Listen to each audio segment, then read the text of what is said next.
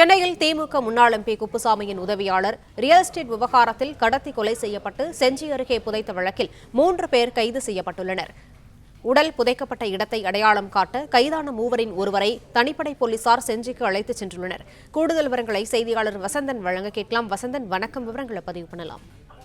வணக்கம். சென்னை அயனாவரம் பகுதியை சார்ந்த குமார் என்பவர் நிலப்பிரச்சனை காரணமாக கடத்தி கொலை செய்யப்பட்ட வழக்கில் தாம்பரம் போலீசார் விசாரணை மேற்கொண்டு வந்தனர். இந்த நிலையில் முக்கிய குற்றவாளியான ஊரப்பாக்கம் பகுதியை சார்ந்த ரவி மற்றும் கிரகம்பாக்கம் பகுதியை சார்ந்த செந்தில்குமார், விஜய் ஆகிய 3 பேரையும் கைது செய்து போலீசார் தீவிர விசாரணையானது மேற்கொண்டனர். இதில் குமார் நிலம் வாங்கி விற்பனை செய்யும் தொழில் செய்து வருபவர் என்பதால் இடம் ஒன்று விற்க வேண்டும் என கூறி தாம்பரம் பகுதியிலிருந்து சிங்கப்பெருமாள் கோயில் பகுதிக்கு அழைத்து சென்றதாக கூறப்படுகிறது.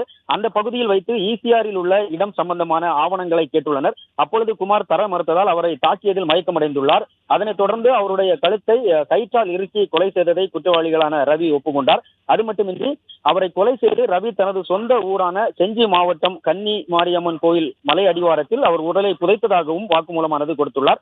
இதன் அடிப்படையில் கன்னிமார் கோயில் மலை அடிவாரத்திற்கு இந்த ரவியை அழைத்து சென்று உடலை தோண்டி எடுக்கும் முயற்சியில் காவல்துறையினர் ஈடுபடுகின்றனர்.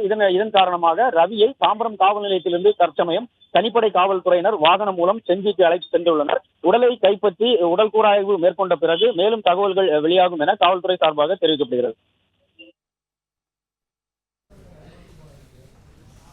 விவரங்களுக்கு நன்றி வசந்தன்.